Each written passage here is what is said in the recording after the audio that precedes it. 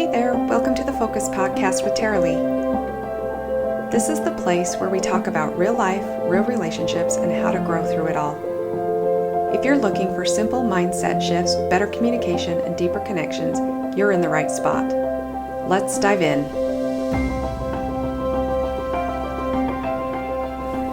Welcome back to the Focus Podcast with Taralee. If you're listening today, there's a good chance your marriage feels very fragile right now. Maybe communication feels tense, maybe there's distance, and maybe there's anger that feels like it never really goes away. Or maybe you're the one who's still trying and you're scared that you might be the only one. I want you to know that I see you, and today I want to talk about one of the biggest hidden forces that quietly destroys connection in marriages. It's not affairs, it's not conflict, it's not even distance. It's the stories we tell ourselves. The meanings we create about neutral moments in our lives. It's the interpretations we attach to ordinary things that turn them into evidence that our marriage is failing.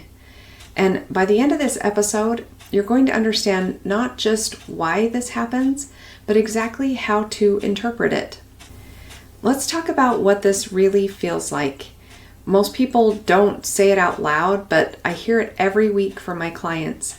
They say things like, I feel like I'm walking on eggshells. I don't know what is going to set them off. I don't know how to fix this. I feel like I'm losing my best friend. Or I'm terrified of saying the wrong thing and making things worse. And underneath all of that, there's one fear. I might be losing this person. And that fear is powerful, and that fear changes the way that we think. Because when you feel like your marriage is threatened, when you are scared it might actually end, your entire nervous system shifts into protection mode. And in protection mode, your brain isn't trying to connect with your spouse, it's trying to survive them. And that completely changes how you interpret everything that they do. A neutral look becomes a glare. Silence becomes rejection. And being tired becomes the thought that they don't care anymore. And suddenly you're not living in reality, you're living in the story your fear is creating for you.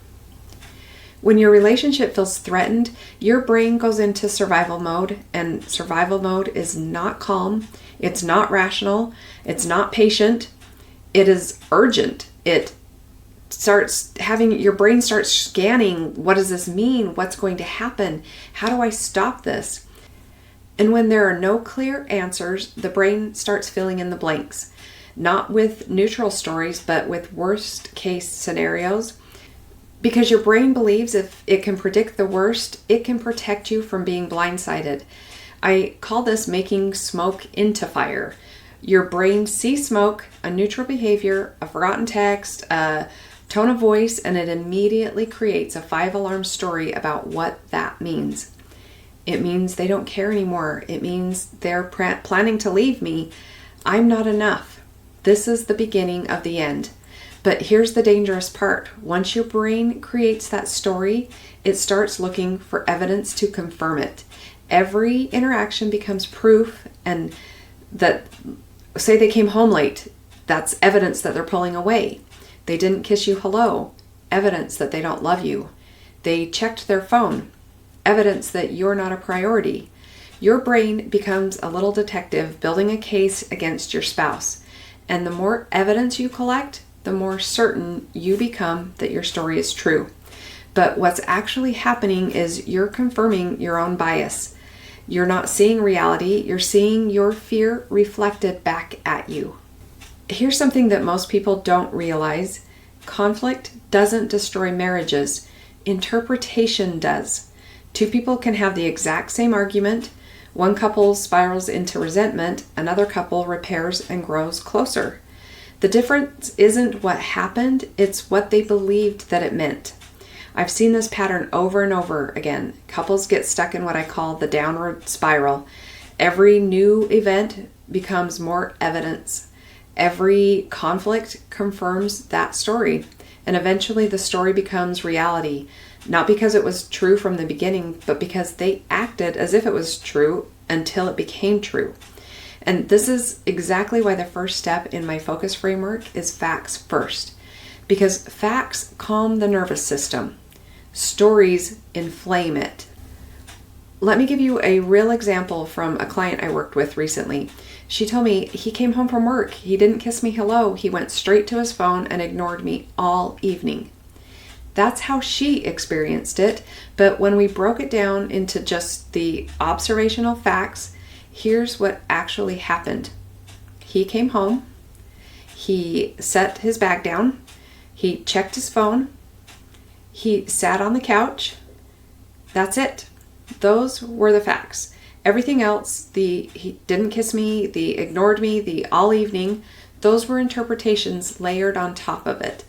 And the story that she created, he doesn't love me anymore. He's checked out. Our marriage is over. Can you feel how different these two versions are? The facts are neutral. The story is devastating. And she was living in the story, not in the facts. And when we separated them, she could see he was tired. He needed to decompress. It wasn't about her. But her story made it all about her, and that story created a panic, which created pressure, which pushed him further away. The story was destroying the connection, not the facts. Okay, so I want to slow this down because this tool sounds simple, but when you do it deeply, it changes everything.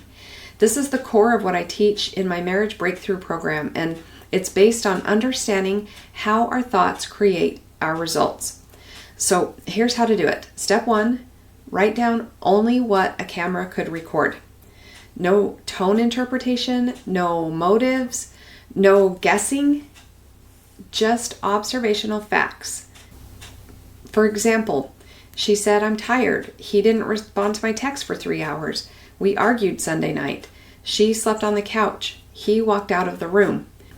That's it. No, he always does this. No, she said it in that tone. Just what a video camera could capture. Now, step 2, write every thought that comes after that. This is where the truth shows up. I'm not enough. They don't love me. They're done. I've ruined everything. This is the beginning of the end. Because here's what I want you to understand. These thoughts are optional. They feel true. They feel like facts, but they're not facts. They're sentences in your mind, and you get to choose whether to believe them or not. So step 3, ask this question. What emotion do these stories create in me? Because that's the real impact. The answer usually is fear, panic, desperation, hopelessness, shame, resentment. All of those emotions drive behavior. Because when you feel desperate, you cling. When you feel hopeless, you withdraw. When you feel resentful, you criticize. Your feelings are not caused by your spouse's behavior. Your feelings are caused by what you're thinking about their behavior. And that's where your power is. So step 4, ask this. If I only acted from the facts, what would I do differently? That question alone changes marriages. Because when you remove the story, you remove the urgency, you remove the panic, you remove the need to control or to fix or to escape, and suddenly you can respond instead of react. You can choose to relate instead of defend. When you're relating, you're curious. When you're reacting, you are certain.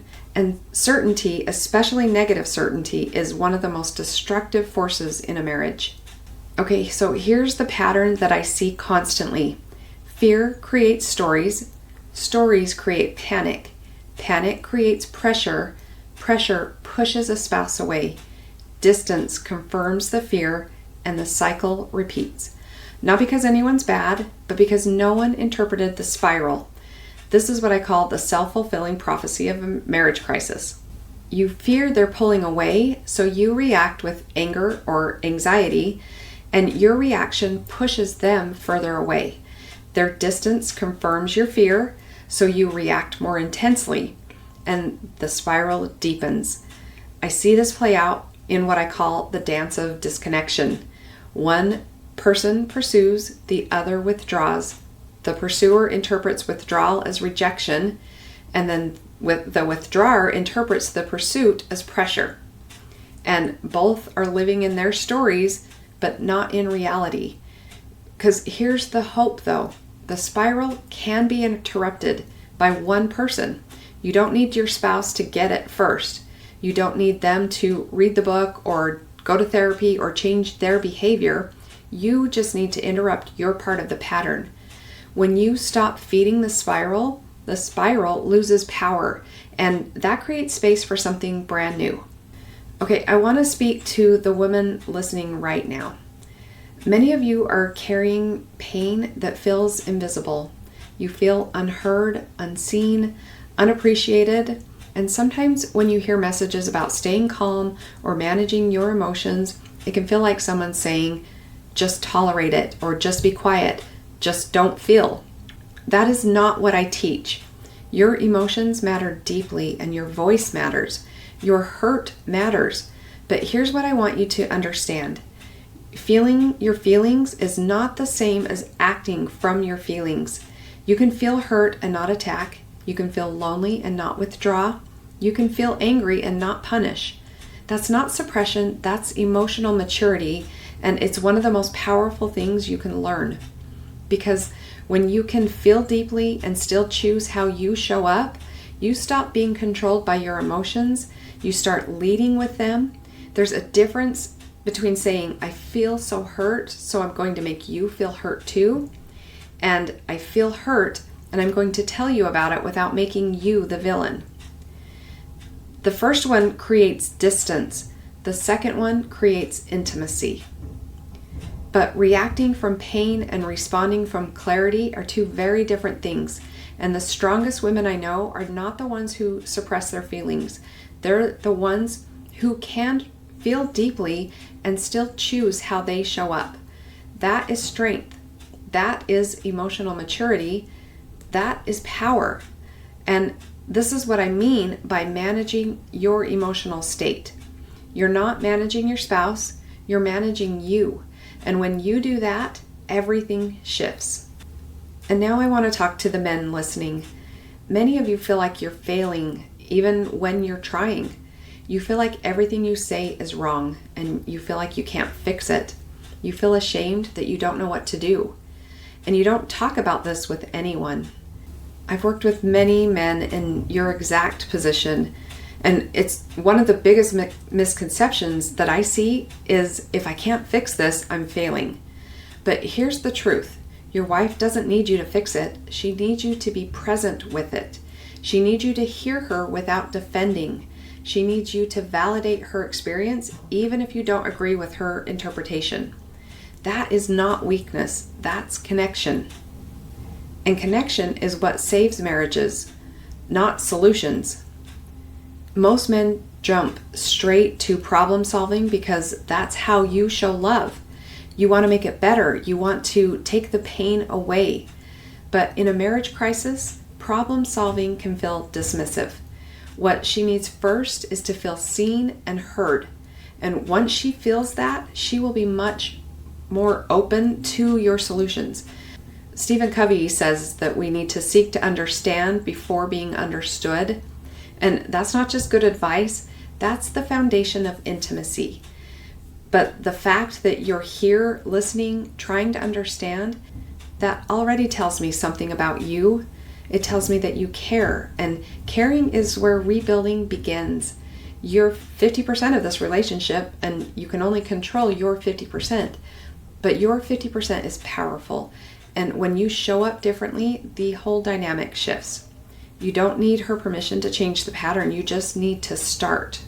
There was a time in my own life when I was reacting more than responding. I was interpreting things in ways that weren't fair. I was creating meaning that wasn't accurate, and I was suffering because of it. I remember one specific with my husband years ago. He had been working long hours, and I created this entire story that he cared more about work than our family, that he was avoiding us, that we weren't a priority. And I let that story build until I was resentful and cold and distant. And then one night he came home exhausted, sat down and said, I feel like I can't win. I'm working this hard for us, but I feel like you're mad at me for it. And then I realized he wasn't avoiding me. He was providing for me and our family. and I had created a villain story about a man who was trying to love me the best way he knew how. That moment changed everything for me, because I realized my suffering wasn't caused by him. It was caused by the story I was telling myself about him. When I learned to separate facts from stories, something changed inside of me. I felt calmer, I felt more compassionate, I felt more grounded. And it didn't just change one relationship, it changed the way that I love people. Peace began inside me first, and peace changes relationships. Okay, let me give you a little bit of the science behind why this happens. Your brain has something called the reticular activating system, your RAS. We've talked about this before. Its job is to filter out millions of pieces of information coming at you every second and decide what's important. And here's the key. It filters based on what you've already focused on. If you're focused on evidence that your spouse doesn't care, your RAS will find that. If you're focused on evidence that they're trying, your RAS will find that instead. It's not that one is true and one is false, it's that both exist simultaneously, and your brain shows you whichever one you're looking for. That's what I call selective attention in relationships. Two people can be living in the same marriage and experience completely different realities because they're focused on different things. This is why I say what you focus on expands. It's not just a motivational phrase, it's neuroscience. When you focus on what's wrong, you will find more wrong. When you focus on what's possible, you will find more possibility. When you focus on evidence that your spouse is trying, you will see more of their effort. When you focus on evidence that they don't care, you will see more distance. And the beautiful part is you get to choose your focus. That doesn't mean you ignore real problems. It means you stop creating problems that don't exist. It means that you deal with facts instead of stories. And that changes everything.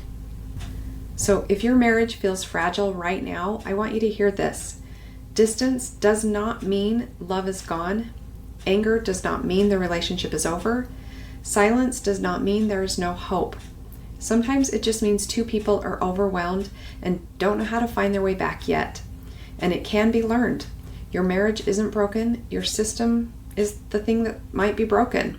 And systems can be rebuilt. You don't need your spouse to change first for you to feel better. You need to change your thinking.